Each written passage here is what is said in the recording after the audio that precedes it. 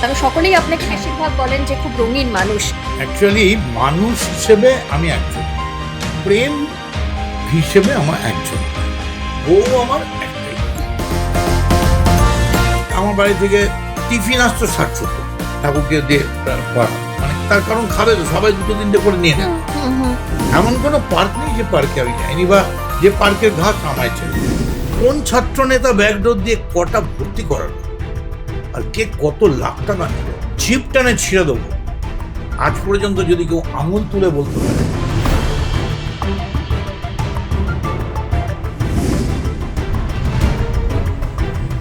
10 বা 12 বছর আমার যদি ভুল না হয়, কোনো কলেজে ছাত্র নির্বাচন হয়। তুমি প্রশ্ন করতেই পারো যে কারা ছিল। একদম। অবভিয়াসলি আমরাই ছিলাম। তাহলে দায়টা আপনারা নিচ্ছেন? দিতেই হবে। এই মুহূর্তে তো তৃণমূলটা টুকরো টুকরো হয়ে গেছে। ঠিক। সেই অর্থে তো আমরা তৃণমূলের বাইরে যাই, কিন্তু আমাদের বলা হচ্ছে আমরা কালীঘাট তৃণমূলের বাইরে।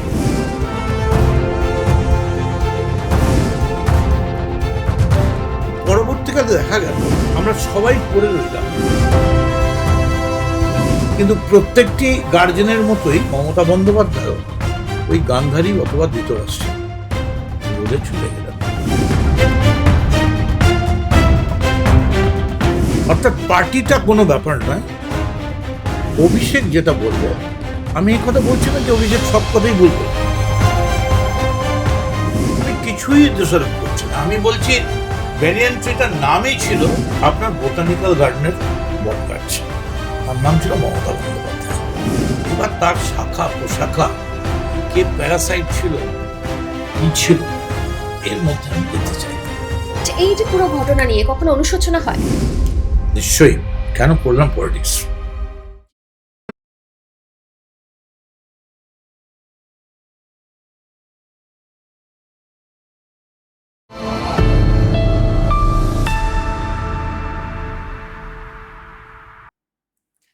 কেউ তাকে বলেন জনতার নেতা, আবার কেউ তাকে বাংলার রাজনীতির সবচেয়ে রঙিন চরিত্র বলেন। সমালোচকরা তাকে নিয়ে বিতর্ক করেন, আবার সমর্থকরা তাকে ভীষণ ভালোবাসেন। তবে তাকে উপেক্ষা করা এক কথায় অসম্ভব।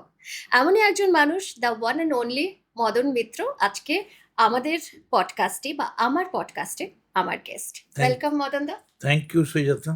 কেমন আছেন? কারণ রিসেন্টলি একটুখানি ইনজিওর্ড হয়েছিলেন না বিধানসভায়। না, সেটা সামান্য ব্যাপার, চোখে একটা এখন লেগে গিয়ে এখন ঠিক আছেন? Alright alright. আচ্ছা, আশুতোষ কলেজের ছাত্র রাজনীতি থেকে শুরু এবং তারপর বিধানসভা, 5 দশকেরও বেশি সময় না, এখানে। তার আগে একটা চ্যাপ্টার আছে। কি চ্যাপ্টার? অ্যাকচুয়ালি আমি সেন্ট জিভিয়ার্স কলেজে ইংলিশ অনার্সের ছাত্র। আচ্ছা। তো আমি খুব অল্প বয়সে পাশ করেছিলাম। হুম। তো ন্যাচারালি সেখানে ভর্তি হওয়ার পরে আমার বাড়ি থেকে ভবানীপুর থেকে কে নিয়ে যাবে, এত অল্প বয়সে আমি 2-3বার ডবল প্রমোশন পেয়েছিলাম। তো তখন আমি এসে আশুতোষ কলেজে আমার সেন্ট জিভিয়ার্স থেকে নিয়ে আসে। মানে ওখানে না পড়া হয়ে আমি আবার 1 মাস আশুতোষে ক্লাস করেছিলাম। রিঅ্যাডমিশন হলো। মানে জেভেরিয়ান বলা যায়, হুম হুম। কিন্তু মূলত আমার ব্যাকগ্রাউন্ডটাই হচ্ছে বেসিক আশুতোষ কলেজ। আচ্ছা, তার মানে আশুতোষ কলেজের থেকে রাজনীতিটা শুরু, তারপর বিধানসভা অবধি দীর্ঘ 5 দশকেরও বেশি সময়। এই যে এতগুলো বছর, এই এতগুলো বছরের মধ্যে রাজনীতির টার্নিং পয়েন্ট কোনটা ছিল আপনার কাছে? না, অ্যাকচুয়ালি আমার রাজনীতিতে আসাটা একটা অদ্ভুত, মানে ভীষণ ভয়ঙ্কর একটা, লোকে বিশ্বাসই করবে না। কিরকম? আমার দাদা পলিটিক্স করতেন। হুম। উনি প্রিয়রঞ্জন দাসমুন্সির প্রাইভেট সেক্রেটারি ছিলেন এবং অত্যন্ত ঘনিষ্ঠ সহকর্মী ছিলেন। দাদা মারা গেছেন। এইবার আমি যখন সেন্ট জিভিয়ার্স কলেজ থেকে ট্রান্সফার সার্টিফিকেট নিয়ে আশুতোষ কলেজে ভর্তি হই, তা আমি যখন ভর্তি হয়ে বেরোচ্ছি তখন দেখছি আমার কি একজন ডাকছে, তুমি গোবিন্দদার ভাই না? হ্যাঁ, কি হয়েছে বলুন বলুন। ন্যাচারালি আমি খুব অল্প বয়সে পাস করেছি, তো দেখলাম মোটা সোটা দাড়িওয়ালা, মানে আমার নাম পার্থ চ্যাটার্জি, আমাদের এক্ষুনি একটা ডেমনস্ট্রেশন আছে, আমি তো পার্টি করি না, এই সবেমাত্র পাস করেছি, কলেজে এসেছি। বলে না না, এখন আমাদের ঘেরাও হবে। বলে আমি গিয়ে দেখি যিনি আমায় সাহায্য করেছেন, ফর্ম ফিল আপ করে দিয়েছেন সব, তিনি আমায় দেখে পুরো অবাক হয়ে গেছেন। বলে তুমি ঢুকেই এই ঘেরাও আরাম পড়ে গেলে। ঘেরাও হলো 1972 সাল। তো ফলে এক কথায় আমাকে যদি পলিটিক্সে কেউ এনে থাকে, হি ইজ পার্থ চ্যাটার্জি। মানে একদম আচ্ছা। হাত ধরে জোর করে হুম হুম। টেনে নিয়ে আসা। তখন সকালে মমতা বন্দ্যোপাধ্যায়রা পড়তেন, ওকে। আর আমার দাদাদের, মানে আমাদের আগের ব্যাচ, মানে আরো একটা দশক আর কি, আমার দাদাদের গ্রুপে পড়তেন বিকাশ ভট্টাচার্যরা সন্ধ্যাবেলা হুম হুম। শ্যামাপ্রসাদ কলেজে। তো এইভাবে শুরু হয়ে গেল। আর ঢোকার পর সেই যে ক্লাসরুমে যাওয়া বন্ধ হলো, মানে রাজনীতিতে এসে। ক্লাসরুম থেকে না গিয়ে সোজা কমন রুমে চলে গেলাম, ওকে। এবং সেখানে গিয়েই টেবিল টেনিস থেকে ক্যান্টিন, ক্যান্টিন থেকে ছাত্রাবাস, এই তিনটে ছিল আমাদের জায়গা। পড়াশোনাটা? পড়াশোনা করেছি, লেখাপড়া করেছি। কিন্তু লেখাপড়ায় তো ভীষণ ভালো ছিলেন। হ্যাঁ, লেখা ভালো তারা বলবে যারা ডক্টরেট করেছে, পিএইচডি করেছে। ওকে। আমি কলকাতা থেকে গ্র্যাজুয়েশন করেছি, আর ল কলেজ থেকে আমি প্রিলি ইন্টার করেছি যোগেশ থেকে, কিন্তু কমপ্লিট করিনি। যেদিন ফাইনাল পরীক্ষা সেদিন পার্টির কোন প্রোগ্রাম বেরিয়ে চলে গেছি। তখন কি রাজনীতিটাকে মানে ভালোবাসতে শুরু করেছিলেন আস্তে হ্যাঁ, আস্তে? একদম অন্যরকম ছিল, আনন্দ।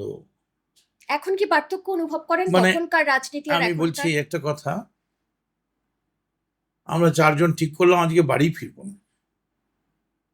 রাত্রিবেলা মেস থেকে গেলাম ছাত্রাবাস, কখন লুচি করে নিয়ে আসবে, লুচি তরকারি, ওই সাদা তরকারি, সাদা আলুর তরকারি। খোসা দেওয়া।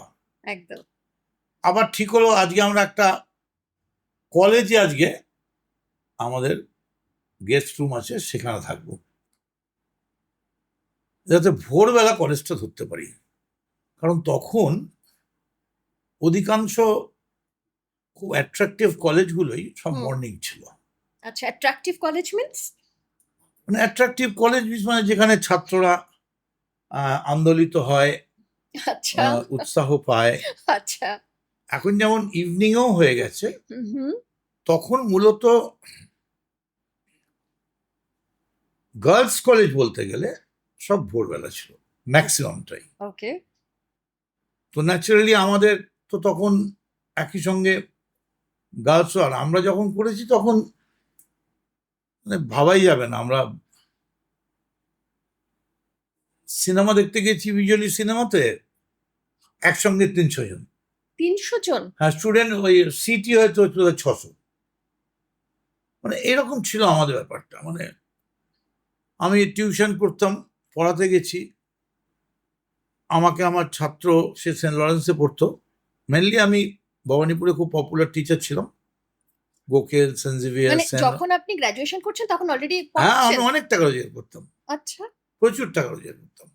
কিন্তু আমি যখন যেতাম, আমার সঙ্গে দলটা পড়াতে যেত, ওরা বাইরে বসতো ও, মানে রাজনীতি করতেন যাদের সঙ্গে? যাদের সঙ্গে। তাই এবার আচ্ছা। একদিন হয়েছে কি, একটা ছেলে খুব বদমাইশ ছিল, ও সেন্ট লরেন্সে পড়তো, এইখান থেকে পাশেই থাকে, ম্যাডাক স্কোয়ারের পাশেই।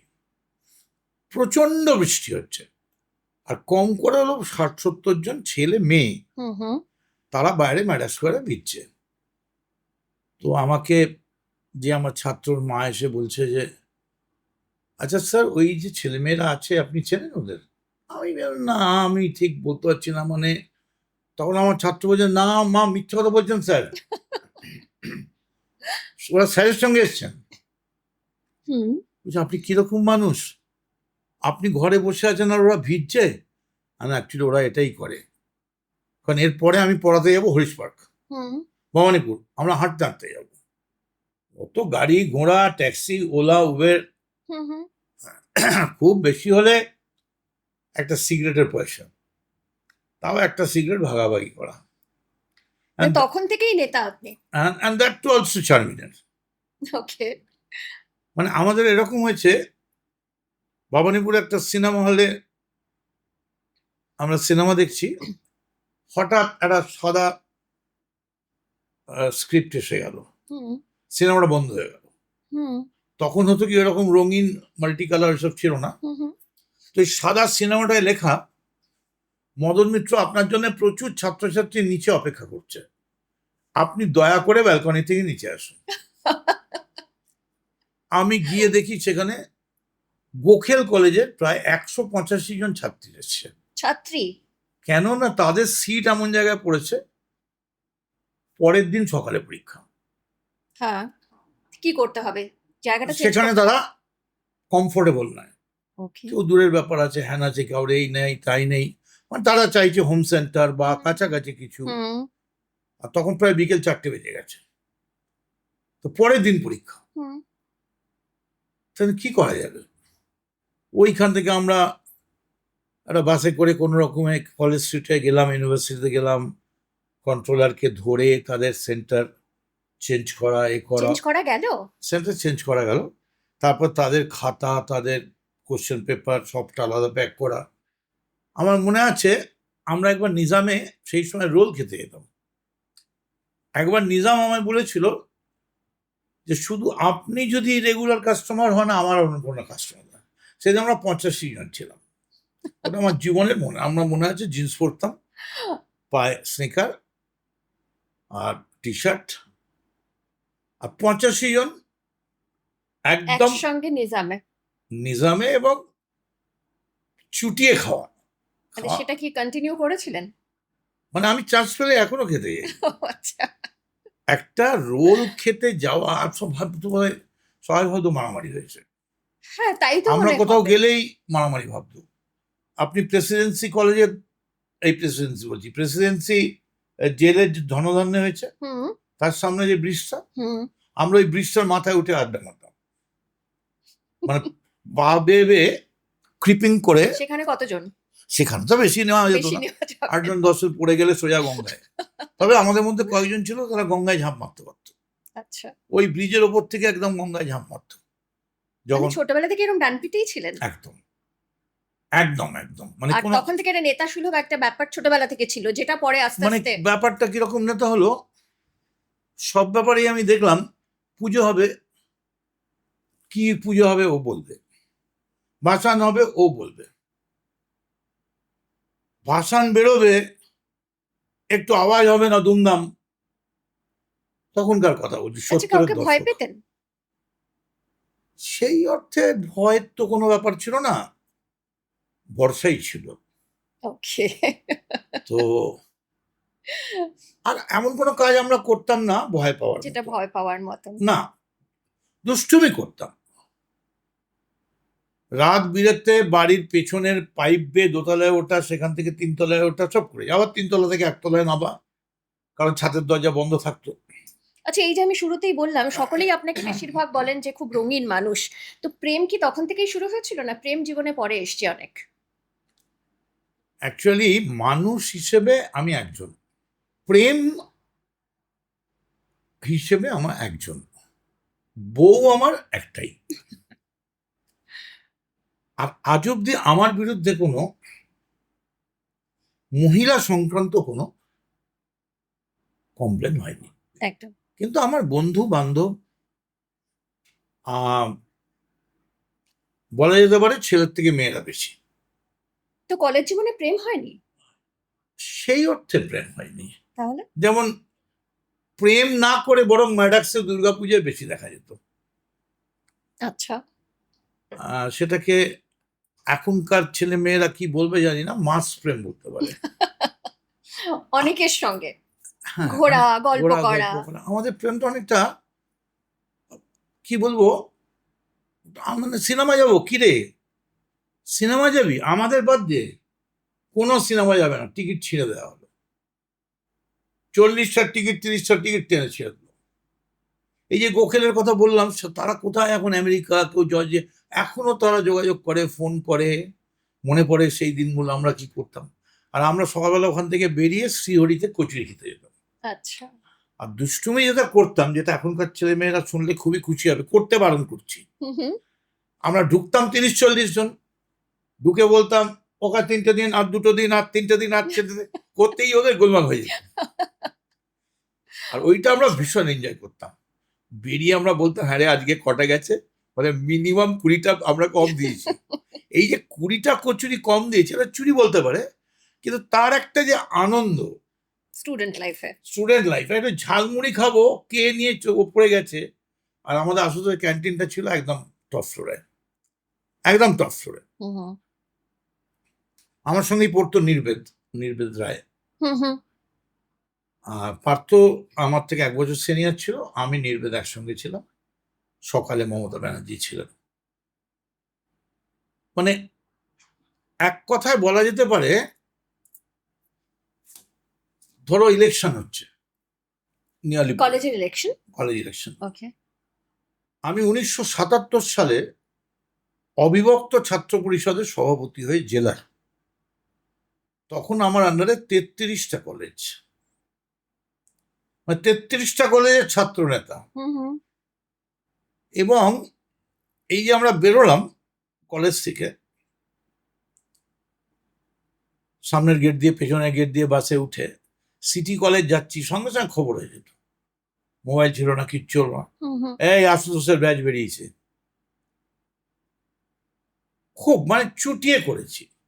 ছাত্র রাজনীতির যে আনন্দ, দেখো চুরি করা খুব অন্যায়, কিন্তু কেউ যদি ফুচকায় একটা ফুচকা চুরি করে খেয়ে নেয়, এমনিতে ফুচকাতে একটা ফাও দেয়। হ্যাঁ, তো এখন আর ফাউ দেয় না, এখন দেয় না। এখন দেয় না। আচ্ছা। বিশেষ করে গন্ধরাজ ফুচকা তো দেয়ই না। আচ্ছা, এখন ফুচকা খাওয়া হয়? আমার একটা আছে, আমি একবার দাঁড়িয়েছিলাম শ্যামপুকুর থেকে, ওখানে একটা বাড়ি আছে, তার নাম ফুচকা বাড়ি। আচ্ছা। সেই বাড়িতে 65 জন ফুচকাওয়ালা আছে, বাড়িটার নামই ফুচকা বাড়ি। ওকে। আর সবাই জানে এই বাবু এলেই ফুচকা খাবে, জলটা আলাদা নেবে আর শুকনো ফুচকা খাবে।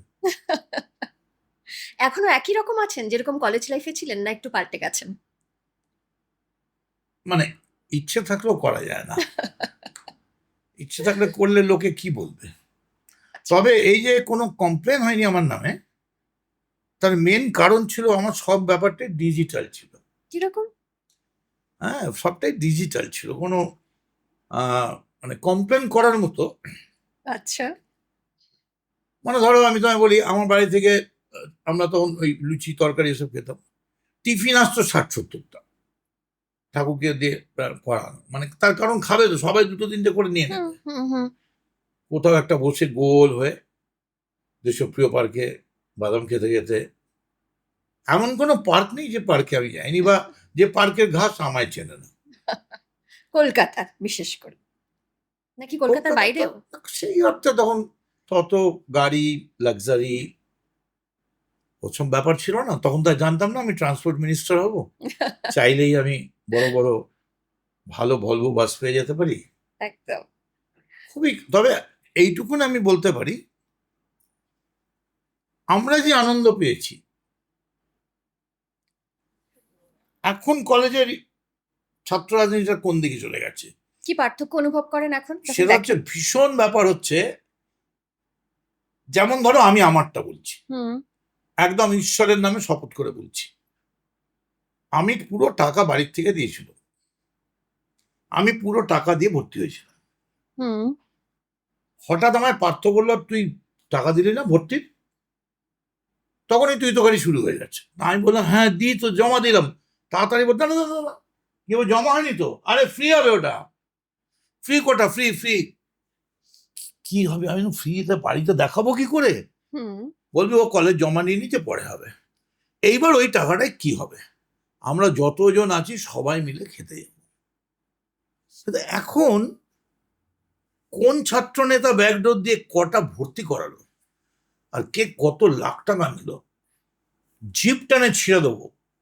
আজ পর্যন্ত যদি কেউ আঙুল তুলে বলতে পারে যে মদন মিত্র তার রাজনৈতিক জীবনে সে ছাত্র কলেজে ভর্তি করার জন্যই হোক, আর চাকরি দেওয়ার তো ক্ষমতা আমার ছিল না, ন্যাচারালি আমি চাকরি বেনিয়মে দেবো কি করে, হুম হুম, তবু কেউ যদি চাকরির চেষ্টা করতো, তাকে হয়তো 2টো বই দিয়ে বা রেফারেন্স বই দিয়ে সাহায্য করেছেন। সাহায্য করি। কিন্তু এখন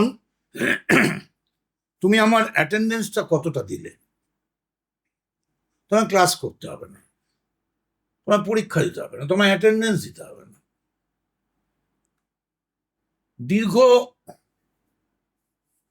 10 বা 12 বছর, আমার যদি ভুল না হয়, কোনো কলেজে ছাত্র নির্বাচন হয়নি। হুম। তুমি প্রশ্ন করতেই পারো যে কারা ছিল। একদম। অবভিয়াসলি আমরাই ছিলাম না। তাহলে দায়টা আপনারা নিচ্ছেন। নিতেই হবে, নিতেই হবে।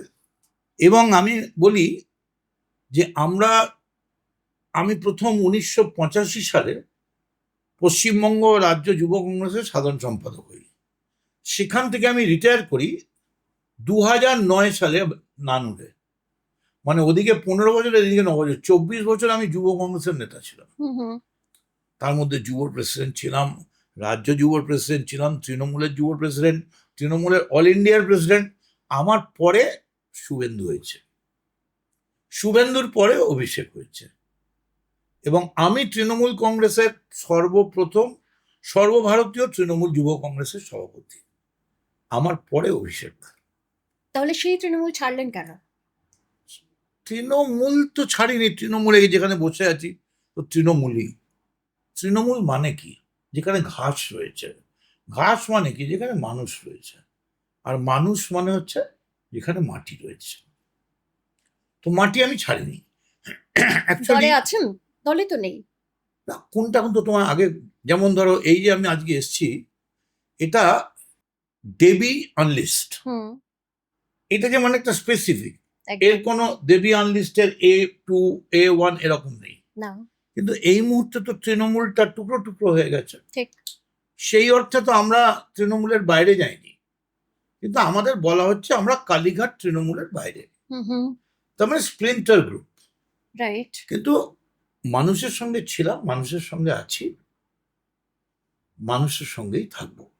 কিন্তু মমতা বন্দ্যোপাধ্যায়ের হাত ছেড়ে দিয়েছেন কি পুরোপুরি? অ্যাকচুয়ালি প্রবলেম হয় কি, যে কোনো জিনিস, ধরো এই যেখানে কফি আছে, কফিটাকে বলা যায় কফিটা প্রায় ভর্তি আছে, ঠিক। আবার বলা যায় কফিটা এত কম দিয়েছো আর একটু দিতে পারছে। একটা জিনিসকে দুভাবে ব্যাখ্যা করা যায়। মমতা বন্দ্যোপাধ্যায়ের হাতটা ধরার জায়গা থেকে আস্তে আস্তে সরে যাচ্ছে। যে মমতা বন্দ্যোপাধ্যায় লড়াই করে সেই আশুতোষ কলেজ থেকে মার খেয়ে ক্ষমতায় এসছেন, লড়াই করেছেন, আমি, শুভেন্দু, আমরা সবাই একসঙ্গে লড়েছি। কিন্তু পরবর্তীকালে দেখা গেল আমরা সবাই পড়ে রইলাম, কিন্তু প্রত্যেকটি গার্জেনের মতোই মমতা বন্দ্যোপাধ্যায়ও ওই গান্ধারী অথবা ধৃতরাষ্ট্রের রোলে চলে গেলেন। অর্থাৎ পার্টিটা কোনো ব্যাপার নয়, অভিষেক যেটা বলবে।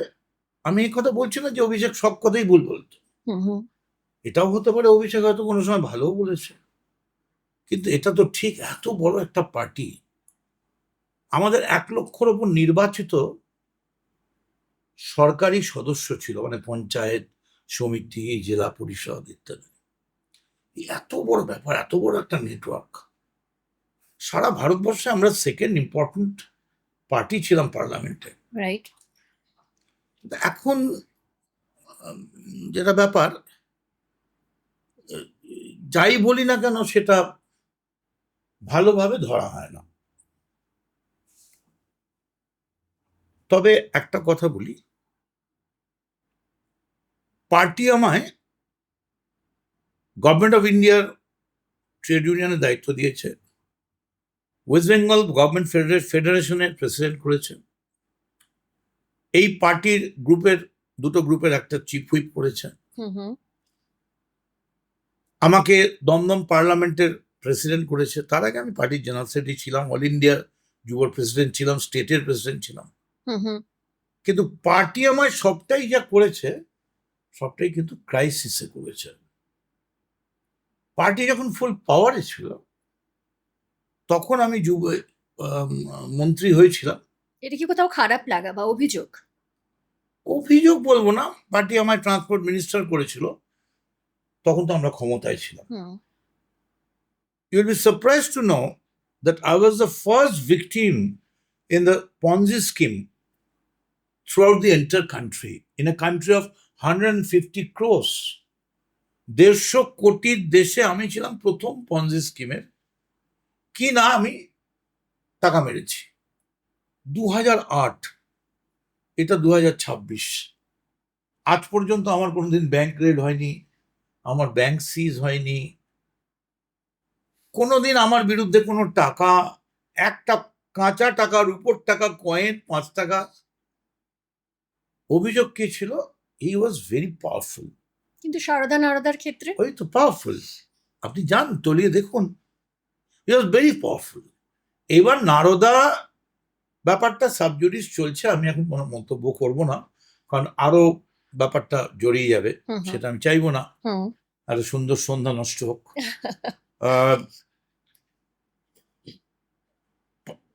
কত জায়গা তো টাকার রেট বেরিয়েছে। আমার বেলায় কপিল সিবল দাঁড়িয়েছিল, সিদ্ধার্থ লুথরাও দাঁড়িয়েছিল। তখন যখন বলা হয়েছিল যে হি ইজ ভেরি পাওয়ারফুল, ভীষণ ক্ষমতাশালী, আমরা বলেছিলাম, বেল যখন কিছুতেই হয় না তখন আমরা বলেছিলাম ও ক্ষমতাশালী না, ও বৈষ্ণব পদাবলী। তারপরে আমার বেল হয়েছিল, না হলে বাহুবলী, ও বেরোলেই সব ট্যাম্পার্ড হয়ে যাবে। আমি নাকি জানি কোথায় 50,000 কোটি টাকা আছে, রাখা রয়েছে। এই এত টাকা, 50,000 কোটি টাকা সারা দেশে রাজ্যে কোথায় টাকা আমি জানি, এবং তার জন্য আমার বেলে অনেক দেওয়া হয়েছিল। কিন্তু ঈশ্বরের আশীর্বাদে আমি, যতবার আমার বিরুদ্ধে অভিযোগ এসছে, আমার ভোটের মার্জিন 3 গুণ হয়ে গেছে। মানে তত বেশি আস্থা মানুষের পেতে শুরু করেছেন। আমি শুধু কামারহাটি থেকেই হ্যাট্রিক করেছি, আর যখন কেউ জেতেনি, even not Abhishek, when Mamata Banerjee is the only sole parliament member in the year 2004, একজন মাত্র 543-এ only one member, উনি জেতেন না। সেই সময় আমি 2008-এ 31,900 ভোটে বিষ্ণুপুর পশ্চিম আমতলায় সিপিএম এর এমএলএ মারা গেছেন, পপুলার এমএলএ, সহানুভূতির ভোট, এবং সিপিএম এর পলিট ব্যুরো সদস্যের কেন্দ্র, সেখান থেকে আমি সিপিএম এর রুলিং এ বাই ইলেকশনে 31,900 ভোটে জিতেছিলাম। সো আমি দেখতে দেখতে 4 টার্মের এমএলএ হয়ে গেলাম, আর আমি সবসময় ব্যাড টাইমে লড়েছি। আর এবারের কথা যদি বলেন, তাহলে দমদম ব্যারাকপুর পার্লামেন্টে তো খারাপই লাগছে বলতে, যে আমি ছাড়া মানে বরানগর, খড়দা, টিটাগড়, ব্যারাকপুর, যাই বলুন, কোথাও নেই, শুধু একটা মাঝখানে টিম করে জ্বলছে কামারহাটি। ঠিক। আচ্ছা, আপনি বলেছেন সাম্প্রতিক সময় বেশ কয়েকবার যে দল ছাড়েননি, ঘরটা বদলেছে না। তো তারপরেই আমরা অভিষেক বন্দ্যোপাধ্যায়ের একটা কথা শুনলাম, বাইট দিলেন বিভিন্ন জায়গায়, যে ফিরে এলে তিনি তার দায়িত্ব ছেড়ে দিতে পারেন, এরকম একটা কথা শোনা গেছে। না, অ্যাকচুয়ালি এর মধ্যে কোনো মিথ্যে নেই। আমি আর কুণাল ঘোষ, আমরা দুজনে একসঙ্গে অভিষেককে মাঝখানেক আগেই রিকোয়েস্ট করেছিলাম, আচ্ছা, যে অভিষেক তুই কিছুদিনের জন্য পিছিয়ে যা, ওকে, সামনের দিকে ঠেলে দে, অন্যদের মুখগুলোকে এগোতে দে, যে কোনো কারণেই হোক, সেটা ম্যাচিওর করেনি। কিন্তু অভিষেক যেদিন বলল যে আমি 1 ঘন্টার মধ্যে চলে আসবো, তখন 1 ঘন্টা কেন, 1 যুগ দিল হয় না, কারণ ডিসিশন ওয়াজ অলরেডি টেকেন। কারণ তখন যদি আপনি বলেন যে মহাভারতের যুদ্ধ শুরু হয়ে গেছে, অর্জুনের ছেলে অভিমন্যু মারা গেছে, শিখণ্ডী বধ হয়ে গেছে, হঠাৎ মহাভারত বন্ধ করে দাও, because the war had started.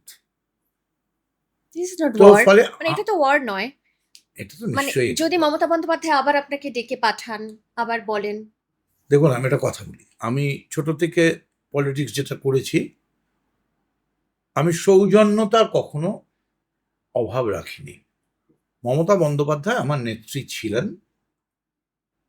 তার প্রতি আমার শ্রদ্ধা ছিল, কিন্তু এই মুহূর্তে যদি আপনি আমায় বলেন যে মমতা বন্দ্যোপাধ্যায়কে নেত্রী মেনে এক্ষুনি আবার কাজ করতে পারবেন, আমি বলবো যে আমি হয়তো উনি কষ্ট পাবেন, হয়তো উনি আঘাত পাবেন, কিন্তু আমার মনে হয় decision is such a thing once taken cannot be changed. কারণ আপনি যদি প্রত্যেক দিনে ডিসিশন চেঞ্জ করেন, লোক আপনাকে পাগলা দাশু বলে রাখবে। কিন্তু এখনো কিন্তু আপনার হোয়াটসঅ্যাপের প্রোফাইল পিকচারে মমতা বন্দ্যোপাধ্যায়েরই ছবি রয়েছে, তার সঙ্গে ছবি রয়েছে রাত। অ্যাকচুয়ালি ওটা আপনাকে ধন্যবাদ, তার কারণ আমি আজকে অনেকদিন বাদে আমার এটা খুললাম মোবাইলটা, কারণ আমি বেশ কিছুদিন ধরে আমি লাইভে আসা, লাইভে ইনস্টা সব কিছুতেই বন্ধ করে দিয়েছি। তার অনেকগুলো কারণ আছে। মানে ধরুন একটা লাইভে যেমন ধরুন কামারহাটি পৌরসভা ভেঙে গেছে, যিনি নির্দল চেয়ারম্যান ছিলেন লকেট চ্যাটার্জির ভাই, তার চিফ ইলেকশন এজেন্ট, তিনি পদত্যাগ করেছেন। এখন আমি যদি বলি লাইভে যে কালকেই আবার নতুন করে বোর্ড তৈরি করো, তার দুরকম প্রতিক্রিয়া হবে। হুম হুম একদল বলবে করতে দেবো না, একদল বলবে করব, ফলে জবরদস্তি মারামারি ঝগড়াঝাটি হবে। ফলে এখন একটা কবিতার কথায় বলি, হুম জীবন মরণ সাঁকোর সামনে, বয়স এখন দাঁড়িয়ে। জীবন মরণ সাঁকোর সামনে, বয়স এখন দাঁড়িয়ে। এখন তোমায় বুঝতে হবে কি হবে আর কি হবে না, কোন সাঁকোটা পারাপারে, কোন সাঁকোটা পার হবে না। তো ফলে এখন আমি ইচ্ছে করলে এখান থেকে বসে বলতে পারি না যে আমি দেবী আনলিস্ট তার স্টুডিওয়ে বসে আছি, এক্ষুনি আপনারা মিছিল শুরু করুন, রাস্তা অবরোধ করুন। আমি পারি না, কারণ আমি একজন দায়িত্বশীল রাজনৈতিক কর্মী। আমার সব থেকে দুঃখ কোথায় লাগে, আমি কিন্তু যেচে কখনো কারোর বিরুদ্ধে ঝগড়া করতে যাইনি। হুম হুম ইভেন অভিষেক নিয়ে এত কথা, অভিষেক আমার নামে কোর্টে মানহানির মামলা করেছে, হুম হুম ডিফামেশন স্যুট করেছে, আমি তার উত্তর দিয়েছি। কিন্তু আমার যেটা দুঃখ, যে পলিটিক্সটা আমরা করতাম, একদিনের কথা বলি, শুনলে আপনি সারা পশ্চিমবঙ্গ মানে মাথা ঘুরে যাবে, কি বলছে লোকটা। আচ্ছা একদিন কার কার মিটিং ছিল আমি বলবো না, ওকে কাঁথিতে আমাদের দুটো গ্রুপের মিটিং ছিল, আমাদের দুটো গ্রুপের, ফাইন মানে তৎকালীন প্রদেশ যুব কংগ্রেস। হুম হুম এই দুটো গ্রুপের যুবর প্রেসিডেন্ট ছিলেন মমতা বন্দ্যোপাধ্যায়, আর যুবর জেনারেল সেক্রেটারি ছিলাম আমি। আর মিদনাপুর জেলায় মিটিংটা হচ্ছিল, মিদনাপুরের প্রেসিডেন্ট ছিল অখিল গিরি, আর আমার সঙ্গে যুবর প্রেসিডেন্ট হিসেবে ছিল শুভেন্দু অধিকারী। শুভেন্দু অধিকারী আর অখিল গিরি এরা কিন্তু মাসতুতো ভাই, হুম একেবারে নিজের মায়ের পেটের, মানে আপন মায়ের। হুম হুম তো সেখানে প্রচন্ড যে কোনো কারণে একটা মারামারি হয়েছিল, 6টা ছেলে হসপিটালাইজড হয়েছিল। এবং আমি খবর পেয়েছিলাম যে নন্দকুমার থেকে শুরু করে তমলুক, কাঁথি, তারপরে ওই মাকালি বাড়ি, প্রত্যেক জায়গায় মোড়ে মোড়ে একদম সাংঘাতিক সব আর্মস নিয়ে হুম হুম দাঁড়িয়ে আছে। মানে তখন তো বুঝতেই পাচ্ছেন 85-এর শেষ, 90, হুম বিটুইন 85 অ্যান্ড 92, ওকে খুব সাংঘাতিক। আর ওদিকে তখন প্রিয় সুব্রত সোমেনের মারে বাড়ি। তখন শুভেন্দু, আমার মনে আছে এখনো, কোনোদিন ভুলবো না, চিরকৃতজ্ঞ থাকবো আমি তার কাছে, 14টা জিপ নিয়ে ও আমাকে এসকর্ট করেছিল কাঁথি থেকে কোলাঘাট। কোলাঘাটে পাপ্পুর দোকানে চা খাইয়ে, তরকা রুটি খাইয়ে, মেদিনীপুর বর্ডার পার করিয়ে হাওড়ায় ফেলে ওরা ফিরেছিল বোধহয় রাত 1টা হবে। ওদেরও রাস্তায় বিপদ ছিল, হুম হুম কিন্তু শুভেন্দু আমার জন্য এসছিল, and for that I am grateful to him. এটা আমার খুব আনন্দের যে আমরা একসঙ্গে যারা কাজ করেছি, শুভেন্দু আমার থেকে অনেক ছোট, সে আজকে বাংলার নবীনতম মুখ্যমন্ত্রী, একদম। এবং আমার ওর কাছে অন্য কিছু চাওয়ার নেই। আমার শুধু একটা চাওয়ার আছে, এই যে শুভেন্দু অধিকারী মুখ্যমন্ত্রী হিসেবে দাঁড়িয়ে বললেন যে গুন্ডা দমন আইন প্রয়োগ করা হবে, হুম যারা গুন্ডা তাদেরকে হুম হুম নির্বিচারে আটক করা হবে। ঠিক। আমি এই বিলের সঙ্গে একমত। গুন্ডামিকে যে কোনো মূল্যে রুখতে হবে, কিন্তু এইটুকুনি রুখতে চেষ্টা করবেন, মাথায় আমি মুখ্যমন্ত্রীর কাছে আবেদন করব যে ঠকবাজতে যেন গাঁও যান না হয়ে যায়। আপনি যারা গুন্ডা তাদের ধরুন, কিন্তু যারা গুন্ডা নয়, কারোর ওপর ব্যক্তিগত রাগ আছে বা তার নামে ফলস কেস দিয়েছে, হুম হুম সেইটা যেন পুলিশ ফ্রি হ্যান্ড না পায়। আপনার নিজস্ব একটা স্পেশাল এজেন্সি, তারা যেন সেই দিকটায় নজর রাখে যে দোষী ছাড়া পেয়ে যায়, আপত্তি নেই, নির্দোষ যেন শাস্তি না পায়। গত- এইটা আমার নতুন মুখ্যমন্ত্রীর কাছে অনুরোধ। কি বলবো, বিরোধী বলবো না পক্ষে বলবো? কারণ আমি তখন ভালো তৃণমূলে নেই, কারণ ভালো তৃণমূল যদি আপনারা কালীঘাটকে বলেন, এখন আমি কালো তৃণমূল, সেই জন্য কি আজকে কালো পড়ে? সেই জন্য আমি ম্যাক্সিমামটাই কালো পড়ি, যাতে কিন্তু আমাদের আজকে কিন্তু মদনদা সেই সানগ্লাসটা এখন নেই, যদিও যখন আসছিলেন তখন সেটাই ছিল পরে, কারণ খুব ইউনিক আপনার ড্রেসিং সেন্স নিয়েও কিন্তু অনেকে বলেন যে ভীষণ ইউনিক ড্রেসিং সেন্স আপনার, এবং সেটা সবাই ভালোবাসেন, পছন্দ করে। খুব পছন্দ করেন। আচ্ছা, পছন্দ। সাম্প্রতিক সময়ে ঋতব্রত বন্দ্যোপাধ্যায় নেতৃত্বাধীন যে শিবির, তারা দাবি করছে যে মানে দলের প্রতীক বা দলীয় সদর দপ্তর প্রকৃত অধিকার ঋতব্রত বন্দ্যোপাধ্যায়ের যে দল রয়েছে তাদেরই, কি বলবেন? এই ব্যাপারে আমি শুধু এইটুকুনি বলবো যে গোটা ব্যাপারটাই এখন সাবজুডিস, হুম এবং আমি নিশ্চয়ই চাইবো যে দলে আমি আছি সেই দল জিতবে।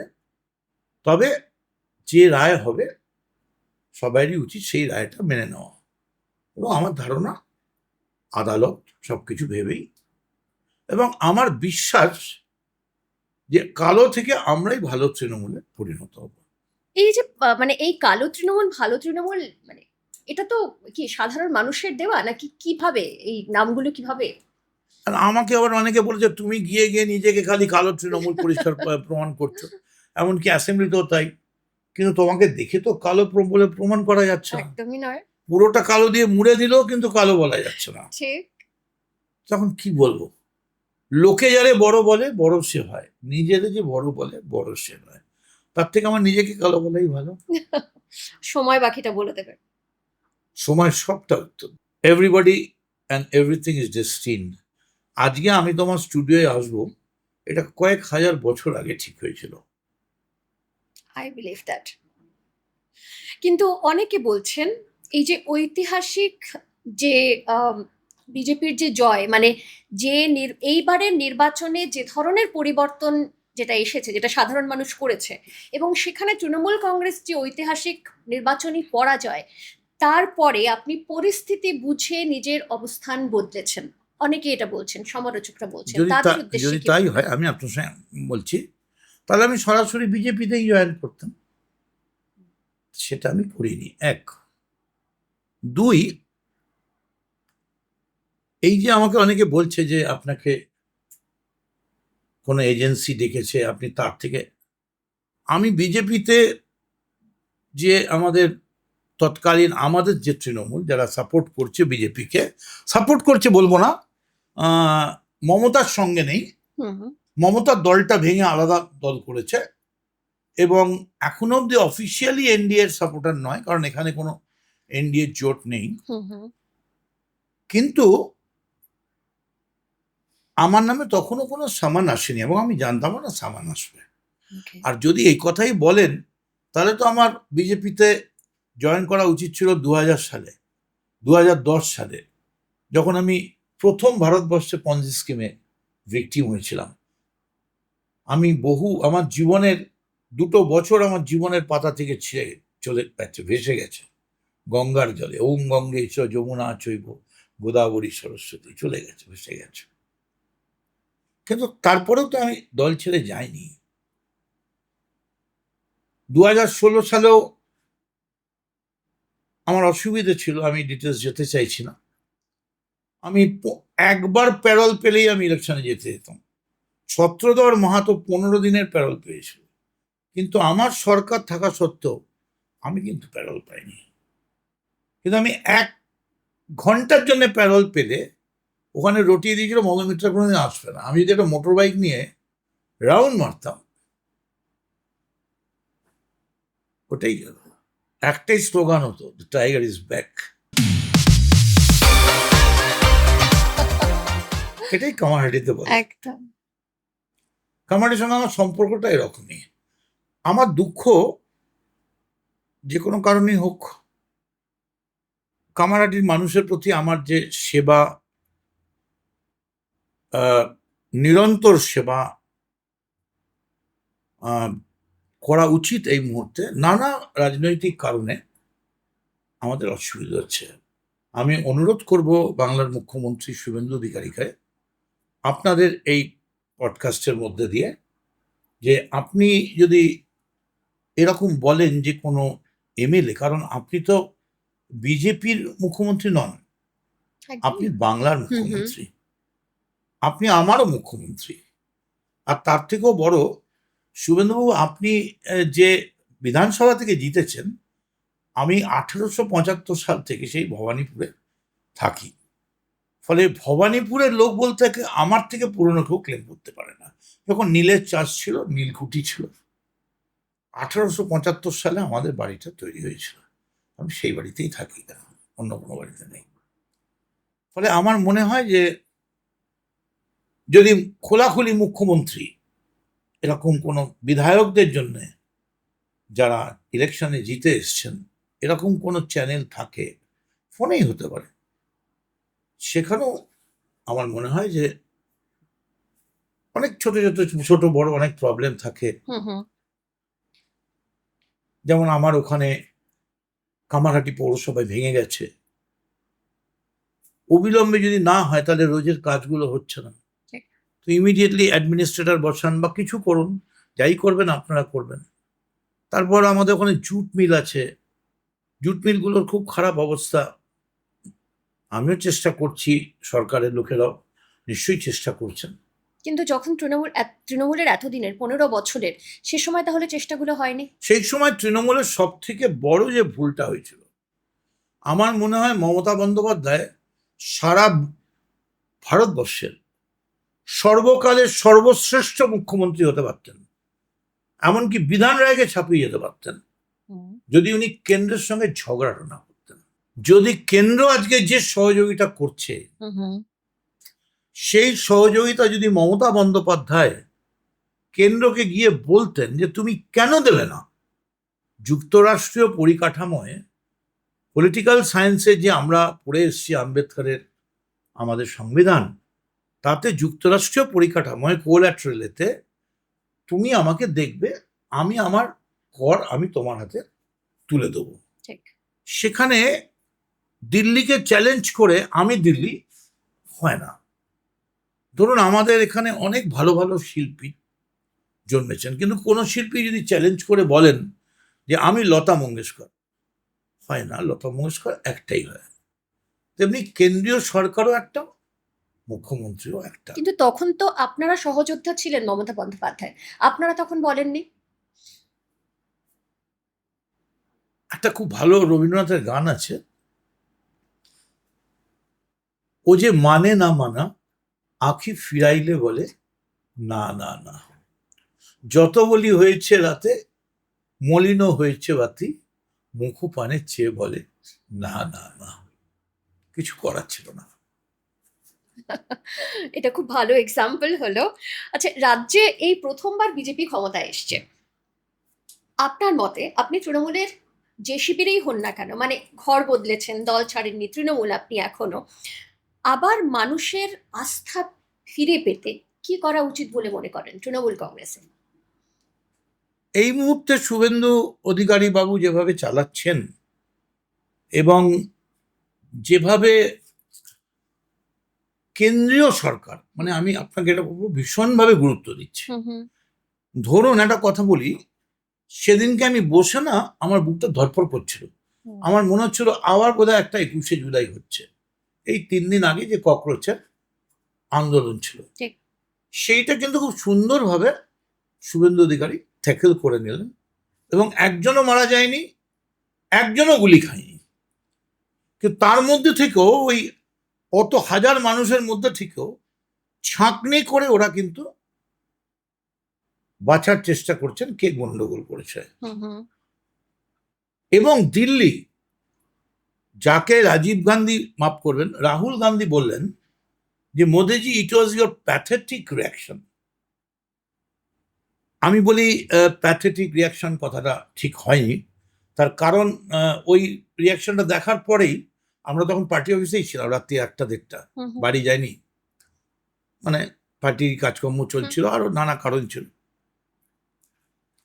আমি কিন্তু ওই রিয়াকশনটা দেখে বলেছিলাম কাল কিন্তু গভর্নমেন্ট মেনে নেবে, অ্যাকসিড করবে।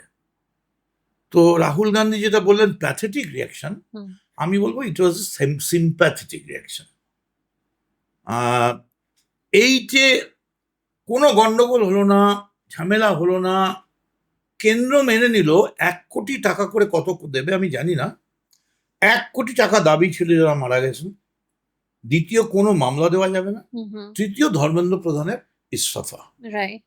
এটা কেন্দ্র রাজ্য একসঙ্গে চলায়, কিন্তু এইটা সুবিধে হলো। কিন্তু সেই পরিবেশ পরিস্থিতি আমার মনে হয় আর ফিরে আসবে না। আর এই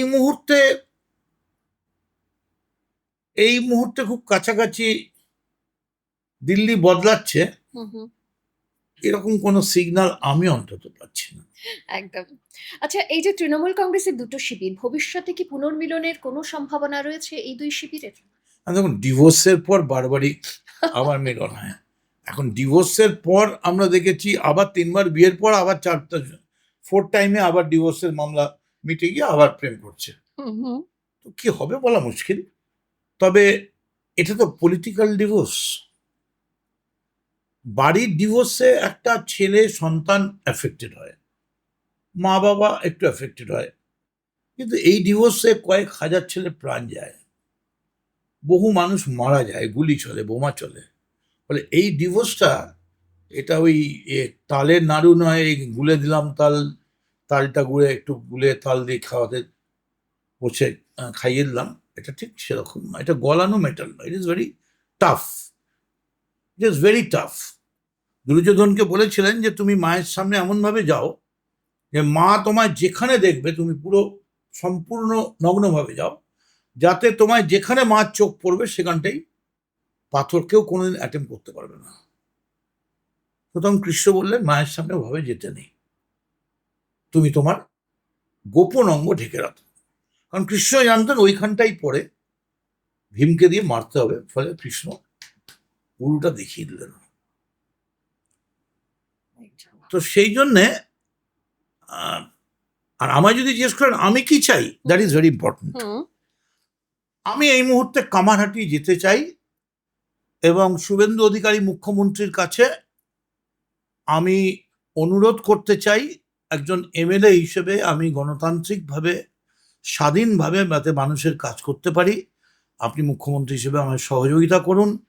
এবং আমার জেলা থেকে আরো অনেকে মন্ত্রী আছেন, দিলীপ বাবু আছেন, অর্জুন সিং আছেন, আরো অনেকে আছেন, আমাদের সহযোগিতা করুন। আমার কাছে এখন একটাই কাম্য যে কামারহাটি আমার বারাণসী, কামারহাটি আমার বৃন্দাবন। সো আমি গোকুলেই ফিরতে চাই। আচ্ছা, আগামী 5 বছরে নিজেকে ঠিক কোন জায়গায় দেখতে চাইছেন? আর কি দেখার, খুব আমি ওই আগেই বললাম, কোন সাঁকোটা পারাপারের, কোন সাঁকোটা পার হবে না। So rather I'd like to say let it be my last innings. কিন্তু লাস্ট ইনিংসে এমন খেলে যেতে চাই যাতে নতুন সূর্য শেখরও বোঝে যে এই রেকর্ড করা যাবে না। একদম। আচ্ছা, এবারে একটুখানি পেছনে ফিরে গিয়ে, যদিও আমরা কখনো এখনের কথা বলছি, কখনো আবার অনেকটা পেছনে চলে যাচ্ছি, আপনার কি মনে হয় এই যে আপনার সময়ে বা আপনাদের সময়ে দীর্ঘ 15 বছরে যে সমস্ত ঘটনাগুলো ঘটেছে, আমি সারদা নিতে পারি, নারদা নিতে পারি, তারপরে এই যে চাকরির বিষয়ে টিচারদের বিভিন্ন রকম অভিযোগ, সেখান থেকে নানান রকম ঘটনা ঘটে গেল, এই সমস্ত যে ঘটনাগুলো একের পর এক ঘটেছে, এর ফলে নতুন প্রজন্মের যারা রয়েছেন মানুষ, যারা যুব, তাদের কি আপনাদের সময়ের এই যারা নেতা ছিলেন, মন্ত্রী ছিলেন, তাদের সম্বন্ধে একটা বিরূপ ধারণা তৈরি হয়ে গেছে? অবশ্যই অবশ্যই পড়বে, পড়ছে। এবং সব থেকে বড় কথা হচ্ছে যেটা, চাকরিতে দুর্নীতি এবং নিট প্রশ্নপত্র, Right. এটার একটা সাংঘাতিক মারাত্মক। চোরের আলিবাবা 40 চোরের দলে তুমি ছিলে, অথচ তুমি চোর নও, এটা হতে পারে না। বাজ বিচার হবে না, কাঁকড় বাছা হবে না। ফলে এখানে আমি আমার দায়িত্ব এড়িয়ে যেতে চাই না যে সব অন্যায় সব কিছুই মমতা বন্দ্যোপাধ্যায় করেছেন। আমি যদি মনে করতাম আমি পদত্যাগ করে চলে আসতাম, আমি তো চলে আসিনি। আমি চেয়েছিলাম দলের মধ্যে থেকে দলটাকে ফিল্টার করে পরিশ্রুত জল এনে বাইরে থেকে মিনারেল ওয়াটার না কিনে খাওয়ার। কিন্তু সেটা তখন করতে চাইলেও পারেননি, না করতে চাননি সেই সেটা সময়? সম্ভব ছিল না, কারণ মমতা বন্দ্যোপাধ্যায় তিনি এমন একটা ক্ষমতার শীর্ষে ছিলেন যে উনি চাইলেই বাংলাটা বিশ্ব বাংলা হয়ে যেতে পারত। বিশ্ববাংলা তো নামে হয়ে গেছে। না, চেঞ্জ হয়ে যাচ্ছে, শুনলাম চেঞ্জ হয়ে যাচ্ছে। কেন চেঞ্জ হচ্ছে না হচ্ছে আমি জানি না, আমি মন্তব্য করবো না। তবে মমতা বন্দ্যোপাধ্যায় একটা সর্বশক্তিমান, তার ইচ্ছাই সবকিছু ছিল, তিনি যা চাইতেন তাই করতে পারতেন। এখন প্রশ্নপত্র, চাকরিতে বেনিয়ম, এটা তো খুবই খারাপ হয়েছে। আর পুলিশে খুবই নানা রকম অনিয়ম, বৈষম্য, অর্থাৎ অ্যাডমিনিস্ট্রেশন। কিন্তু তাহলে তো একদিকে মমতা বন্দ্যোপাধ্যায়কে দোষারোপ করছেন, কারণ সেই ডিপার্টমেন্টটা তো তার হাতেই ছিল।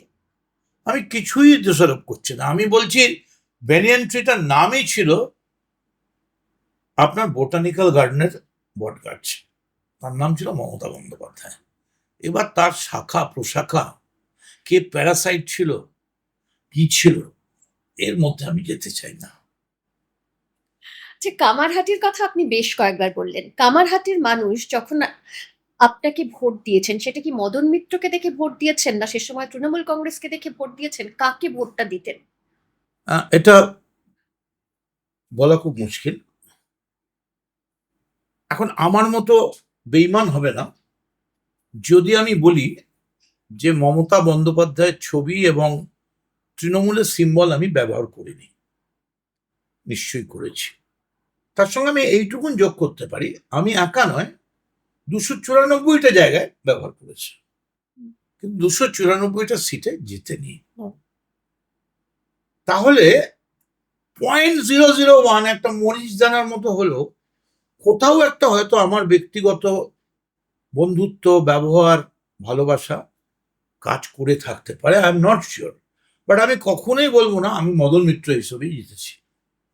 আমায় যেন ঈশ্বর ক্ষমা করে, যেদিন আমি বলবো আমি আমি জিতেছি। I have come, I have conquered, I have won. No, it was my destiny.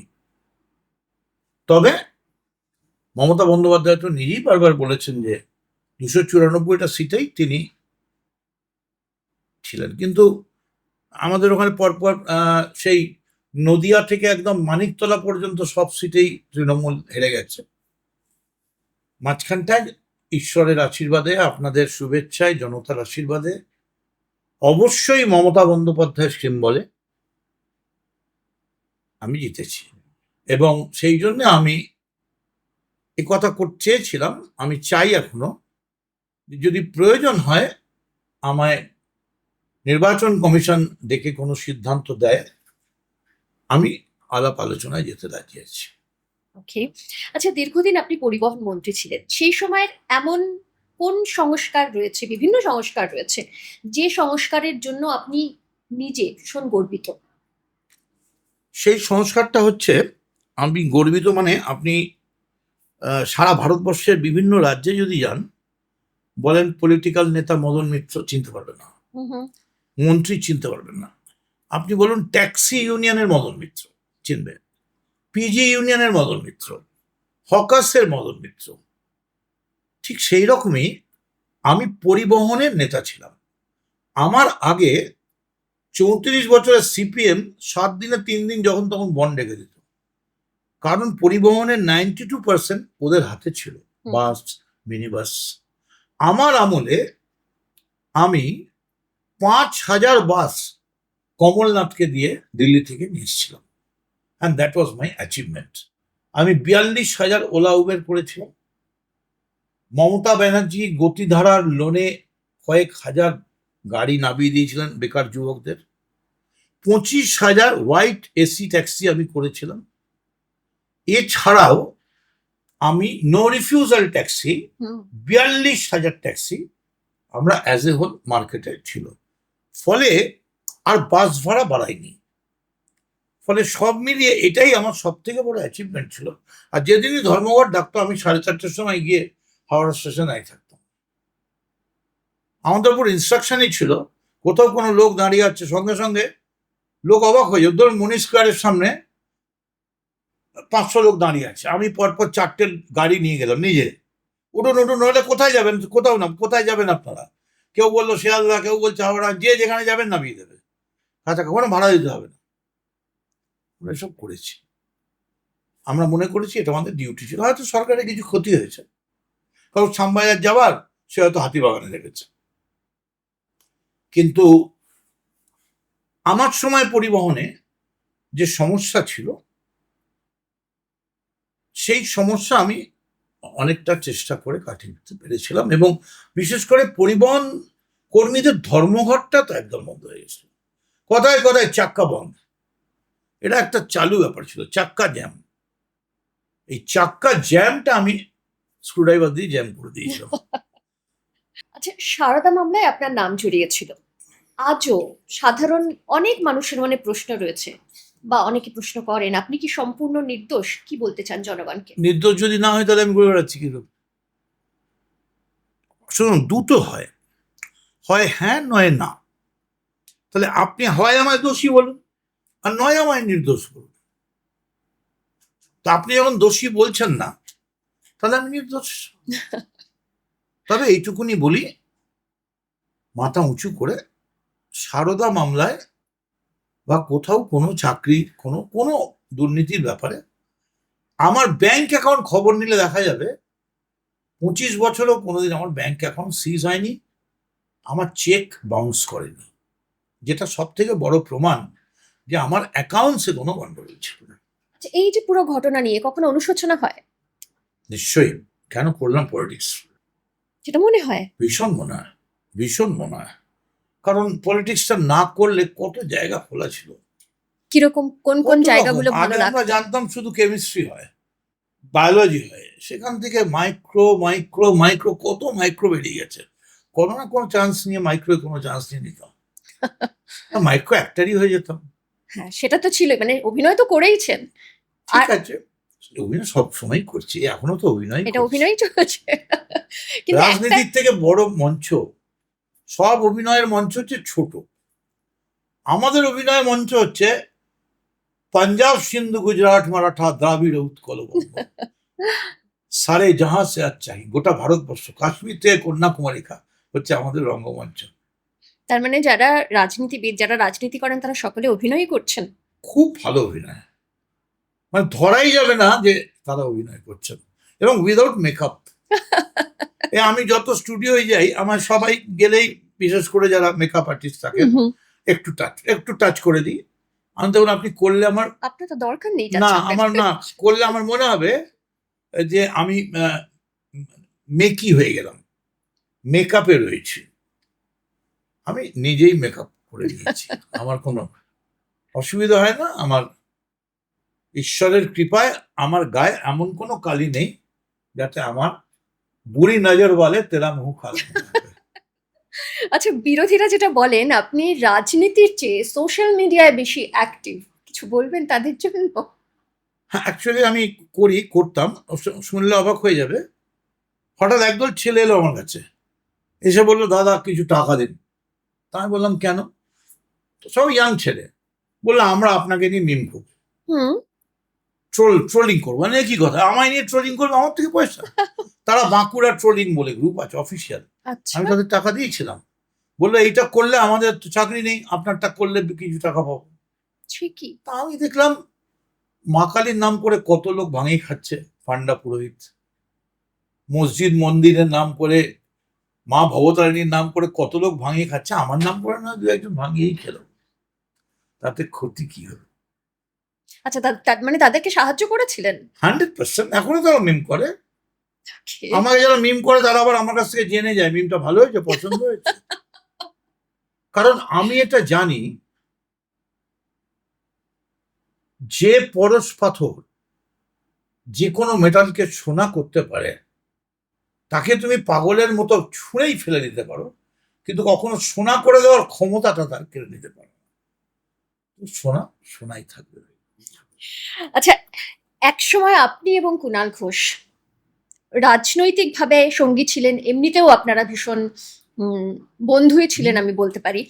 আজ সম্পর্কটা ঠিক কোথায় দাঁড়িয়ে আছে? চলো, খুবই ভালো, রোজই কথা হয়, রোজই দেখা হয়, ঝগড়ার তো কোনো জায়গা নেই।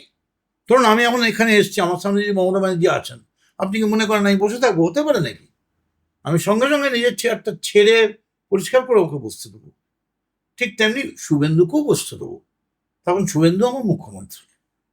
সৌজন্যতা যে দেখাতে পারে না, যে যার মনের মধ্যে কুটিলতা এবং নৃশংসতা, বর্বরতা, এলো ওরা লোহার হাত করি নিয়ে, নখ যাদের তীক্ষ্ণ তোমার নেকড়েচ্ছে, ওরা মানুষ মারার দল। আমি মানুষ মারার দলে পড়ি না, ভালোবাসার দলে পড়েন মানুষকে। আমি শুধু এটাই বিশ্বাস করি, বিশ্বজোড়া ফাঁট পেতেছ কেমনে দি ফাঁকি, আধেক ধরা পড়েছি গো, আধেক আছে বাকি। আচ্ছা, এবারে ছোট্ট একটা বিতর্কিত প্রশ্ন জিজ্ঞেস করি, বাংলার রাজনীতিতে কে সব থেকে ভালো বক্তা, আপনি না কুণাল ঘোষ, দুজনের মধ্যে? না, সব থেকে ভালো বক্তা প্রিয়রঞ্জন দাস। আচ্ছা, না দুজনের মধ্যে যদি বলি? না না না, এই মুহূর্তে কি বলছেন আপনি? বাংলায় বঙ্কিম মুখার্জি ছিলেন, ডক্টর রায় ছিলেন, বাংলায় জ্যোতি বসু ছিলেন, বাংলায় এখনো শুভেন্দুর মতো most charming young star leader রয়েছে, মমতা ব্যানার্জির মতো এত বড় ক্রাউড পুলার ছিলেন। কুণাল আমরা খুব ভালো, Kunal is a good speaker, but বাংলার শ্রেষ্ঠ স্পিকার, এই জায়গাটায় যেতে গেলে আপনাকে সেই জায়গায় পৌঁছতে হবে। তোমরা যারা শোষিতের লোক, তোমরাও আজ একমত হোক, আমি ছিলাম তোমাদেরই লোক। আপনাকে রবীন্দ্রনাথে যেতে হবে। আচ্ছা, এই যে ও লাভলি সিনেমাটা, মানে অভিনয় জগৎ কিভাবে টানলো? ছোটবেলা থেকে ইচ্ছে ছিল কি কখনো? একদমই না। তাহলে অ্যাকচুয়ালি আমরা গল্প করছি, আমরা কয়েকজন বন্ধু বান্ধব, তো একজন এরকম স্টুডিওর মধ্যে আমাকে ডেকে বলছে, শোনো না, একটা লাইন আছে গাইবে। আমি কি লাইন, কি করতে হতো? তো বলো দেখো তো এই সুরটা ছিল, দিদি তোমার এই বাংলায় আমরা আছি বিন্দাস ফাইন, দিদি তুমি এই বাংলার সবার মনের লাইফ লাইন। এইটার সঙ্গে মেলাতে গিয়ে পাবলিক সব বোঝে, বর্ষার মুখ খোঁজে, টাকার লোভে রামের দলে গদ্দাররা গোজে, ও লাভলি। এই ও লাভলিটা আমি বলেছিলাম। ওকে। মানে গানটা গাইতে গাইতে যখন কিছুতেই মেলানো যাচ্ছিল না, তখন আমি বললাম একটা কাজ করো তো, দেখো তো ও লাভলি খাচ্ছে কিনা। তখন যে রেকর্ড করছিল সে বললো দাদা বেরিয়ে পড়ুন, উঠে পড়ুন, আমার কাজ হয়ে গেছে, কোনো এডিট ফেডিট দরকার হবে না। কিন্তু সেই ও লাভলি পশ্চিমবঙ্গ তো আমার নিশ্চয়ই লাভলি। আমার মানুষ জিজ্ঞেস করে নচিকেতার যেমন নীলাঞ্জনা, চাকরিটা আমি পেয়ে গেছি বেলা শুনছো 244139, তেমনি তোমার লাভলিকে আমি বলি, আমার মতো একজন সাধারণ মানুষ, সাধারণ যুবক, সাধারণ লোক, কোটি কোটি মানুষ ঘুরে বেড়াচ্ছে, কিন্তু তার মধ্যেও আমার এই যে এত ফলোয়ার, ফ্যান ফলোয়ার, মিটিং শুনতে যাওয়া, এই এত মানুষ আমি যাব শুনলে ওয়েট করে, এই মামাটি মানুষ যারা আমাকে জিতিয়ে এনে মানুষের দরবারে প্রতিষ্ঠা করে, এরাই আমার lovely. They are all my lovely. এদের জন্যেই আমি মদন মিত্র। নিশ্চয়ই মমতা বন্দ্যোপাধ্যায় থেকে শুরু করে পরবর্তীকালে প্রিয়রঞ্জন দাসমুন্সির হাত দিয়ে আমি তৈরি হয়েছি। সবাই আজকে শুভেন্দুও আমার যথেষ্ট সম্মান দিয়ে কাজ করছে, কিন্তু এ ব্যাপারে তো কোনো সন্দেহ নেই, মেন যে কোষটা সেটা মানুষ। এবং ও লাভলিটা মানুষের জন্যই। ও লাভলি। আচ্ছা, এবার একটা চট করে আমরা র্যাপিড ফায়ার করব। আচ্ছা, রাজনীতি না করলে কি করতেন? রাজনীতি না করলে লেখাপড়া করতাম, অধ্যাপনা করতাম, দুষ্টু ছেলে মেয়ে তৈরি করতাম এবং শরৎচন্দ্রের শ্রীকান্তর মতো ছেলেদের উৎসাহ দিতাম। Wow.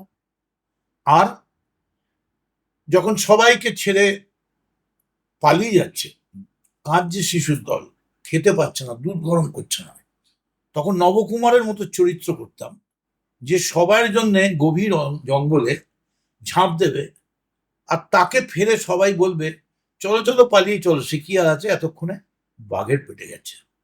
এই কারণে করতাম। যদি নবকুমার তৈরি করতে পারতাম, একমাত্র নবকুমারই সেই আওয়াজটা শুনতে পেত, পথিক তুমি কি পথ হারিয়েছ, এসো আমার সঙ্গে, আমি তোমায় পথের সন্ধান দিচ্ছি। তাই এই মিষ্টি সুরেলা আওয়াজটা শুনতে গেলে হয় শ্রীকান্ত নয় নবকুমার হতে হবে। একটা বাক্যে যদি মমতা বন্দ্যোপাধ্যায়কে বর্ণনা করতে বলা হয় বা মমতা বন্দ্যোপাধ্যায়কে নিয়ে বলতে বলা হয়, কি বলবেন? মমতার মনটা খুব নরম, খুব নরম। উপর থেকে বাইরে থেকে ওরকম রাগারাগি শক্ত চেঁচামেচি মনে হয়, কিন্তু মনটা খুব নরম। আচ্ছা, আপনাকে নিয়ে সব থেকে মজাদার গসিপ কি শুনেছেন এখনো পর্যন্ত? এখন আমি এত বেশি শুনেছি, আমায় নিয়ে এত গসিপ তো কোনো সিনেমার লোকেদের নিয়ে হয়নি। সব থেকে মজার? বলা খুব মুশকিল আমার, তবে একটা ব্যাপার বলে রাখা ভালো, অনেকের ধারণা বা মজা পান যে ব্যক্তিগত জীবনে মদন মিত্র লোকটা বোধহয় খুব ভালো না। আমি তাদের বলবো, পারলে একবার কাছে এসে বলুন এবার ফিরে যাও, please come to me and go back. You can't, you won't be. আমারও পড়ানো যাহা চায় তুমি তাই। আমার কাছে এসে আধ ঘন্টা বছর পরে বলতে হবে যে লোকটা খারাপ ছিল। আমি এইটুকুনি বলতে পারি, কোনো gossip is all time gossip, তাই না? Gossip is all time gossip. রবীন্দ্রনাথকে বলা হয় পৃথিবীর সব থেকে একটা ভারাক্রান্ত, একটা কোথায় যেন করুণ সুর বাজে, দেখেছিলেন পথের লোকে তোমারে দেয় গালি, গায়ে তোমার ছড়ায় ধুলাবালি, আপন মাঝে আপন সুরে আপনি মাঝে, আপনি নিমগ্ন ইচ্ছা ছিল একটি বাতি জ্বালাই তোমার পথে। কিন্তু সত্যি যদি রবীন্দ্রনাথ সব থেকে ভারাক্রান্ত লোক হতেন, তাহলে কি উনি লিখতে পারতেন, তোমায় যা দিয়েছিল সে তোমারই দান, গ্রহণ করেছ যত ঋণী তত করেছ আমায়, হে বন্ধু বিদায়, কালের যাত্রার ধ্বনি শুনিতে কি পাও। তাই আমি বলি যে অবশ্যই আমি রবীন্দ্রনাথ নই, কিন্তু রবীন্দ্রনাথকে যারা মনে করেন যে তার জীবনটায় অনেক দুঃখ ছিল, শোক ছিল, তিনি লিখলেন, একই লাবণ্য পূর্ণ প্রাণে প্রাণের সহে আনন্দ বসন্ত সমারোহে। অসাধারণ, ও লাভলি। আচ্ছা, আরেকটা এবারে একটুখানি অন্যরকম প্রশ্ন। রাজনীতিতে যদিও এই প্রশ্নটা আসা উচিত নয়, তবু আমি করব আপনার কাছে। রাজনীতিতে যারা রয়েছেন এই বাংলায়, তার মধ্যে সব থেকে ভালো ড্রেসিং সেন্স কার? প্রথমেই আগে বলি, অবশ্যই মহিলা হবে না, কারণ তাহলেই কাল থেকে আবার ওটা আরম্ভ হয়ে যাবে, ট্রোলিং আরম্ভ হয়ে যাবে। সব থেকে ভালো ড্রেসিং সেন্স ছিল বুদ্ধদেব ভট্টাচার্য। ওকে, আর সব থেকে খারাপ? সব থেকে খারাপ আমার, এ কি, আপনি তো এটার জন্য বিখ্যাত যে খুব ভালো ড্রেসিং সেন্স আপনার, না খুব ভালো আমার নিজের কাছে, স্টাইল। আমার মনে হয় আমার, কিন্তু বুদ্ধদেব বাবুর সাদা পাঞ্জাবিটা দেখলে, যদিও অনেক রক্তের দাগ ছিল, কিন্তু কেন জানি না কিছুতেই মনে হয় না যে লন্ড্রিতে দেওয়ার দরকার ছিল, ফর্সাই লাগতো। আচ্ছা, এমন একটা বাংলা সিনেমা যা প্রত্যেক রাজনীতিবিদের দেখা উচিত বলে আপনি মনে করেন? গুপি গাইন বাঘা বাইন, এটা সবার দেখা উচিত। সবার দেখা হচ্ছে। বিধানসভায় তো অনেক রকম ঘটনা ঘটেছে, অনেক কিছু ঘটেছে। সব থেকে বেশি অবাক কবে হয়েছিলেন? অ্যাকচুয়ালি আমার জীবনটা এমন না, আমার প্রতিদিন প্রতি মুহূর্তে অবাক অবাক ঘটনা ঘটে, ফলে পার্টিকুলারটা কোনটা বেশি অবাক। আশ্চর্য হয়েছিলাম যেদিন আমি জিতে ইলেকশনে এমএলএ হয়েছিলাম, প্রথম দিন সেদিন আমি অবাক হয়ে গিয়েছিলাম। ওমা, এত আনন্দ! একটা ইলেকশনে জিতলে মানুষ এত ভালোবাসে, এত আবির খেলে, আমি কি পারবো এদের জন্য? এরা তো আমায় ঢেলে দিল, আমি কি দেবো? বাহ! আচ্ছা, এমন একজন রাজনৈতিক প্রতিদ্বন্দ্বীর নাম বলুন যাকে আপনি মানুষ যতটা ভাবেন তার থেকে বেশি সম্মান করেন। শিশির অধিকারী। আপনার সবচেয়ে বড় রাজনৈতিক শত্রুকে? মার্ক্সবাদী কমিউনিস্ট পার্টি। ওকে। এক কথায় যদি অভিষেক বন্দ্যোপাধ্যায়কে বলতে বলা হয় তাকে নিয়ে কিছু, কি বলবেন? অনেক ছোট, টু স্মল, মানে কমেন্ট করার জন্য? অনেক ছোট। আচ্ছা, বয়সে ছোট? এটাই, That's it? দ্যাটস অল, অনেক ছোট। আচ্ছা, আজ যদি রাজনীতি ছাড়তে হয়, যে কোনো কারণেই হোক, তাহলে সবচেয়ে বড় আফসোস কি থাকবে? এইটাই সব থেকে বড় আফসোস থাকবে, এত বড় জীবন, এত সুযোগ, এত কিছু দেখলাম, কত লোকে কত কিছু বলে, কেউ বলে সুপারস্টার, কেউ বলে মেগাস্টার, কিন্তু আমি টুইঙ্কল টুইঙ্কল লিটল স্টারই হয়ে গেলাম। এই জন্য আপনাকে এত মানুষজন পছন্দ করেন। এই যে আপনার কথা এবং কথার মধ্যে এত টুইস্ট, যেটা খুব মানে স্বতঃপ্রণোদিত ভাবে চলে আসে, যেটার জন্য মানুষের ওই বোধহয় আরো জন্যই তো ভালোবাসা অভিনয় পেয়েছে। করছি। ওই জন্য অভিনয় করছেন, রাইট। এক কথায় শুভেন্দু অধিকারী, কি বলবেন? ভালো। শুভেন্দু অধিকারী একজন সাকসেসফুল চিফ মিনিস্টার হবেন, এটা আমার বিশ্বাস। এবং আমি মনে করি আজকে শুভেন্দু যা পেয়েছে, যা করছে, সবটাই ওর মা আর বাবার, মানে তাদের কাছ থেকে পাওয়া পুরোটাই। পুরোটাই ওর মা আর বাবার থেকে, তাদের কর্মগুণে আজ শুভেন্দু এই জায়গায়।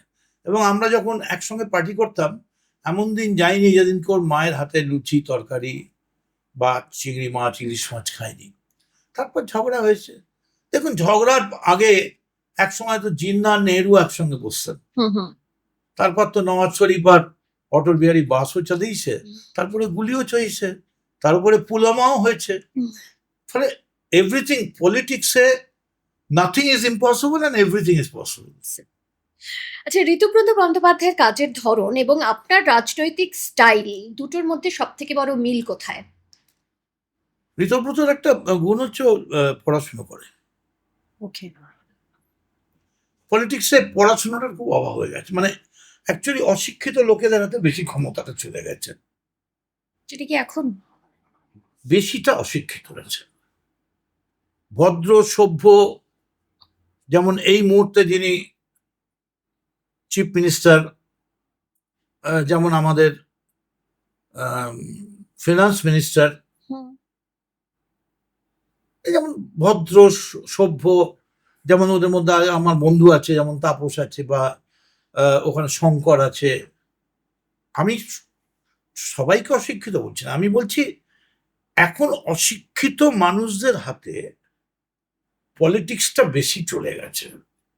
অ্যাকচুয়ালি একানা পেলেই সবাই ভাবছে আরে হাম জো বলেঙ্গে ওই হোগা, নেই, ये सच नहीं है। যখন অর্জুনকে সে বলল, অর্জুন তোমার বাড়ির মেয়েদের পুরো নারীদের তুলে নিয়ে যাচ্ছে, ডাকাত পড়েছে, অর্জুন বলল আমার বাড়ির পুরো নারীদের? ধনুক তুলতে গেল, ধনুক উঠল না। দৈববাণী হলো তোমার কর্ম শেষ হয়ে গেছে, আর ওই ধনুক তুমি তুলতে পারবে না। তুমি ততক্ষণই তুলতে পেরেছো যতক্ষণ তুমি ডেস্টিন ছিলে। তাই তুমি কোনোদিনই কর্ণকে মারতে পারবে না যদি কর্ণ চাকাটা তুলে নেয়, কারণ কর্ণ তোমার থেকে অনেক বড় দিয়েছে।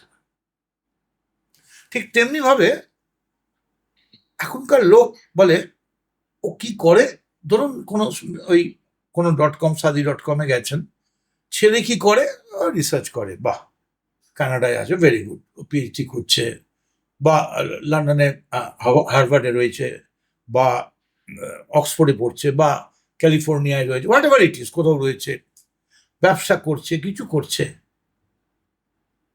ছেলে পলিটিক্স করে, ও আচ্ছা আচ্ছা, রুলিং পার্টি ক্ষমতায় আছে, মানে ইলেক্টেড, মানে অনেক প্রশ্ন এসে যায় সঙ্গে সঙ্গে। কিন্তু মানে পলিটিক্স ইজ বোগাস। এক কথায় বলতে গেলে আমি একজন পলিটিশিয়ান হিসেবে নিঃসন্দেহে বলতে পারি, politics is the last resort of this scoundrels. Okay, আচ্ছা আপনার মতে তৃণমূলের সবচেয়ে বড় ভুল কি ছিল গত 5 বছরে? কেন্দ্রের সঙ্গে ঝগড়া করা। কি? আচ্ছা কখনো একা বসে কেঁদেছেন? কান্না পেয়েছে? কান্না আসে, কান্না হয়তো গতকালও এসেছে, কিন্তু কান্নার জলটা বেরোবার সময় আমার নিজের মনে হয় যে ওয়াদি পাউস কাঁদছে, মদন মিশ্র কাঁদছে, না না, এটা কান্নাটা মুছে নেওয়ার চেষ্টা করি সেই কান্নাটা আমার চোখ দিয়ে না পড়ে অন্যের চোখের জলটা যদি মুছিয়ে দিতে পারি, তাহলে আমার কান্নাটা বন্ধ হয়ে যাবে। কিন্তু কান্না যার নেই তার তো বিবেক নেই। আমি বিবেকহীন নই, হৃদয়হীন নই। মদন মিত্র আসলে কি একজন রাজনীতিবিদ না সাধারণ মানুষ? একদম সাধারণ মানুষ, ডাল ভাত, ঝুরি আলু ভাজা, কুমড়ো ফুল ভাজা, পোস্তর বড়া, মোরলা মাছ, আর ভালো বাসমতি চাল, মুগের ডাল, আর ভালো গান শোনা। আর কিছু করতে গেলে আমার কিছুই ভালো লাগে না পৃথিবীর, এইটুকুনি আমি বুঝি। আমার পেছনে যাদের ছবি রয়েছে, যদি ভারতবর্ষ সেই সময় পলিটিক্স হতো, তাহলে বোধহয় ভারতবর্ষের প্রথম প্রধানমন্ত্রী হতেন স্বামী বিবেকানন্দ। অসাধারণ, ভাবা যায় না সেই ভারতবর্ষ। আমরা বলি সংবিধান রচনা করেছেন ডক্টর আম্বেদকর, কিন্তু সংবিধান রূপরেখা অনেক আগে টেনে দিয়েছেন স্বামীজি। ভুলিও না দরিদ্র ভারতবাসী, মুচি ম্যাথর চন্ডাল তোমার ভাই তোমার রক্ত। তখনই কিন্তু SC ST এই যে চিন্তাধারাটা চলে এসছে। সুভাষচন্দ্র বসু, মোহনদাস করমচাঁদ গান্ধী, রামকৃষ্ণ পরমহংস, রবীন্দ্রনাথ টেগোর, রাজা রামমোহন, বিদ্যাসাগর, কার কথা বলবো, কাকে ধরি কাকে ছাড়ি। ঠিক কথা। আচ্ছা এত চাপানুতোর দেখেছেন আপনি এবং আপনার পরিবার কি কখনো বলেছে কোনো সময় যে রাজনীতি ছেড়ে দাও? অনেকবার, বহুবার, ওকে, বহুবার। এবং সেটা যত দিন যাচ্ছে তত বেশি বলছে। মানে আজ থেকে 30 বছর আগে যদি 3 বার বলে থাকে, গত 3 দিনে 30 বার বলেছে। আপনি কি তখন উত্তর দেন? পলিটিক্সটা ছেড়ে দেবো। কিন্তু একটা কথা বলো, এখন কি করব? ওই কানে একটা মাংকি ক্যাপ পরে, হাতে একটা লাঠি নিয়ে পাড়ার চায়ের দোকানে গিয়ে কে কি বলছে এই বক্তৃতা শুনবো, দুটো বিস্কিট দিতে বলবো, নাকি ওই সন্ধ্যাবেলা হাতে একটা লাঠি নিয়ে একটু ঘুরে বেড়াবো? সান্ধ্য সমীরণ। অ্যাকচুয়ালি আমি তো ওটাই বিশ্বাস করি না। আমি বিশ্বাস করি চুমিয়ে যেও তুমি আমার বনভূমি, ওগো দক্ষিণ সাগরের সমীরণ। Blow over my zenith garden, O my zenith free, O south bridge. আমি দক্ষিণ সাগরের সমীরণে বিশ্বাস করি। তো আমি তার থেকে আমার মনে হয় 1 চামচ অনল সুধা দিয়ে দাও, বীজ দিয়ে দাও, তার কারণ প্রেমহীন, কর্মহীন, কোনোদিন কর্মহীন পূর্ণ অবকাশে বসন্ত বাতাসে, কেহ যদি প্রতিক্রিয়া থাকে সেই ধন্য করিবে আমাকে। এই গোটাটাই প্রেম। আচ্ছা, এই প্রেম বলতে মনে পড়লো, এই দীর্ঘ রাজনৈতিক জীবনে ভালোবাসার জন্য কতটা সময় দিতে পেরেছেন? সেটাই বড্ড ভুল করে ফেলেছি, বুঝতে পারিনি। এটাই বুঝতে পারিনি যে সব থেকে ভালোবাসার মানুষ তুমি আজকে যাকে প্রত্যাখ্যান করছো, দূর দূর করছো, একদিন সেই কিন্তু তোমার পাশে দাঁড়াবে না। তখন গর্বে অহংকারে তুমি সকলের প্রেমটাই তুমি ভাবতে যে পৃথিবী তোমাকেই প্রেম করে। তুমি যে প্রেমের আশায় একদিন কাঁদবে, এটা কখনো একদম। প্রেমিক বুঝতে পারে না। প্রেম চিরদিনই কাঁদিয়ে গেছে, কেঁদেছে মানুষ, তবু ভালো তো বেসেছে। বাহ, চোখের আড়ালে কাউকে হারালে সেও জানবি চলে, বাহ, তাই হারাতে চাই না, বাহ। হারাবার বড্ড ভয়। আপনার সম্পর্কে সাধারণ মানুষের সব থেকে ভুল ধারণা কি বলুন? মদন মিশ্র রাফিয়ান, সন্ধ্যাবেলা হলেই ড্রিঙ্ক করতে চলে যায়, তারপরে যখন তখন যে কোনো নাইট ক্লাবে গিয়ে বসে থাকে, জোর চুরি করে গুন্ডামি করে যেতে, জীবনে কারোর কোনো সাহায্য করেনি। একটা ভোট করবেন, এখন এইখান থেকে আপনাদের এখান থেকে বেরিয়ে একটু গড়চার মোড় অব্দি হাঁটতে হাঁটতে যাই, পশ্চিমবাংলার যে কোনো পলিটিশিয়ানকে ডান দিকে দিন আর আমি বাঁদিকে যাই, একটু আলো লাগিয়ে দিন, কটা সেলফি ওঠে। True. আচ্ছা, আজ যদি রাজনীতি থেকে অবসর নেন, বাংলার মানুষ আপনাকে কিভাবে মনে রাখুক, কি চাইবেন? কত মানুষ, মনে রাখার মতো মানুষ তো নই। সে কি? ঠাকুর বলেছিলেন বিবেকানন্দকে, দাগ রেখে যাবি। তো দাগ রেখে যাওয়ার মতো তো কিছু করিনি আমরা। অনেক ভালো না, কাজ করেছেন। না না না, দাগ রেখে যাওয়া একটা অন্য জিনিস। দাগ, মাত্র 12 জন নিয়ে ধুনুচি জ্বালিয়ে আটপুরে একটা রামকৃষ্ণ মিশন তৈরি হয়ে গেল, দাগ রেখে গেল। কত লক্ষ, কত হাজার শিক্ষার্থী সারা পৃথিবী, নাসা থেকে ভাষায় ছড়িয়ে আছে, ভাবা থেকে শুরু করে সব জায়গায়, বিদ্যা দদাতি বিনয়। এবং যিনি একমাত্র দাঁড়িয়ে বললেন সারা পৃথিবীতে যে হিন্দু ধর্ম এমন একটা ধর্ম যে ধর্ম গ্রহণ করলে অন্য কোনো ধর্মকে ঘৃণা করতে হয় না। হিন্দু ধর্ম নিয়ে সব ধর্মকেই একই সঙ্গে সম্মান জানানো যেতে পারে। সেই জন্যেই পৃথিবীর সনাতন প্রাচীন ধর্ম হিসেবে হিন্দু ধর্মের শ্রেষ্ঠত্ব প্রমাণ করে বিবেকানন্দ কলকাতায় ট্রামে করে নেবে শোভাবাজার রাজবাড়িতে এলেন। একদমই। একদম শেষে, যারা আপনাকে ভালোবাসেন, যারা আপনাকে নেতা বানিয়েছেন, যারা আপনার স্টাইল, আপনার কথা, আপনার সবকিছুকে ভীষণ প্রশংসা করেন, সবসময় আপনার কথা বলেন, তাদের উদ্দেশ্যে কি তাদের বলতে জন্য চাইবেন? আমি সমস্ত দিয়ে দেবো পৃথিবীর। খালি একটা কথা বলে যাব, আমাকে অনুকরণ করার মতো কেউ হবে না, পারবে না। কারণ আমি প্রতি মুহূর্তে বদলাই, প্রতি মুহূর্তে আমার রংটা বদলায়, এই আলোয়, এই ছাওয়ায়, এই রোদে। ফলে আমার অনুকরণ করা যাবে না। There will be no second Madan Mitra, one and only Madan Mitra. Oh lovely.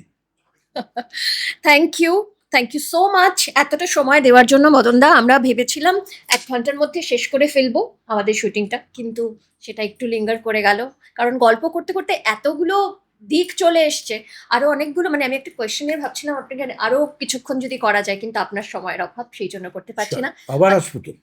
Definitely আমিও চাইবো আবার আপনি সময় করে আসুন।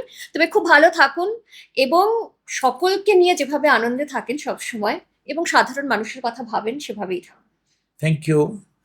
আপনাদের এই দেবী আনলিস্ট এই পডকাস্টের সুজাতা এত সুন্দর করে ইন্টারভিউ নিয়েছে, এবং যারা ক্যামেরাম্যান, যারা টেকনিশিয়ান, যারা নোট করছেন, সাহায্য করছেন, তানিয়া থেকে পারমিতা, সকলকে আমি ধন্যবাদ, এবং আমাকে স্টুডিওতে ডাকার জন্যে এবং আপনাদের মাধ্যমে মানুষের কাছে পৌঁছে দেওয়ার জন্য কৃতজ্ঞতা জানাচ্ছি। Thank you. তবে শেষ করার আগে আপনার জন্য দেবী আনলিস্টের বাবা তরফ থেকে ছোট্ট Thank you. একটা উপহার আপনার জন্য। Thank you. Most welcome. ওরে বাবা রে, আর রয়েছে বাঞ্ছারামের তরফ থেকে একটা গিফট আপনার। মানে একটা 100 কেজি সুগার নিয়ে গেলাম। মিষ্টি খেতে ভালোবাসেন? মিষ্টি ভালোবাসি। ওকে। গল্প আড্ডা, অনেক না জানা কথা, আবার আগামী দিনের অনেক কিছু প্ল্যানিং, এসব নিয়ে দারুণ এক আড্ডায় আমাদের সঙ্গে আজকে মদনদা ছিলেন। তবে মদনদার সঙ্গে আড্ডা মানেই সময়টা খুব কম পড়ে যায়, কারণ এই কম সময়ের মধ্যে সব আড্ডা সম্ভব নয়। তাই আরো একদিন চাইবো মদনদা আমাদের সঙ্গে আমাদের স্টুডিওতে আপনি থাকুন, এবং তখন আরো লাইভ আড্ডায় আমরা থাকবো, সকলের সঙ্গে গল্প আড্ডা আরো জমবে। Thank you so much once again. It will be one of my best privilege. Thank you. Mind to. Thank you. And আপনারাও সঙ্গে থাকবেন যেরকম থাকেন। তবে দেবী আনলিস্ট সাবস্ক্রাইব করতে একদম ভুলবেন না। সঙ্গে লাইক বাটন তো রয়েছে, আপনাদের কমেন্ট সেটা কিন্তু অবশ্যই জানাবেন। আগামী দিনে আর কাদের কাদের আমার এই পডকাস্টে দেখতে চাইছেন সেটাও কিন্তু কমেন্ট সেকশনে জানাতে ভুলবেন না। খুব ভালো থাকবেন, সঙ্গে থাকবেন।